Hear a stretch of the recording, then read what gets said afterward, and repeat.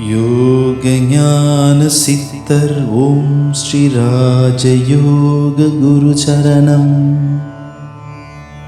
நமக்குள்ளே இருக்கக்கூடிய சக்தி அப்படின்னு சொன்னால் இறைவனால் அளிக்கப்பட்ட சக்தி தான் நான் யோக சக்தின்றேன்.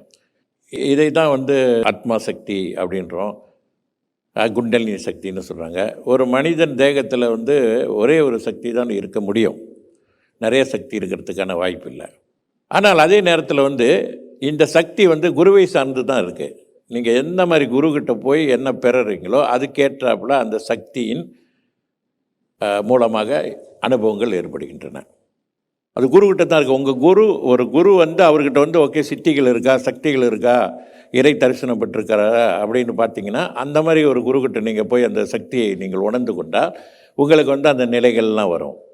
ஏன்னா குருக்கிட்ட இருந்தால்தான் உங்கள்கிட்ட வரும். இப்போ குருக்கிட்டே ஒன்றும் இல்லாமல் இருந்துட்டு நான் சும்மா வாய் வார்த்தையிலே பேசிக்கிட்டு இல்லை அந்த சித்தரோட மந்திரம் படிங்க, இந்த சித்தரோட மந்திரம் படிங்க, அவர் சமாதியில் உள்ள மந்திரம் படிங்க எல்லாம் வந்துடும்னா அது மன ரீதியாக தான் வேலை செய்யும். அது மனதின் சக்தி. யோக ஞான சித்தர் ஓம் ஸ்ரீ ராஜயோக குரு சரணம்.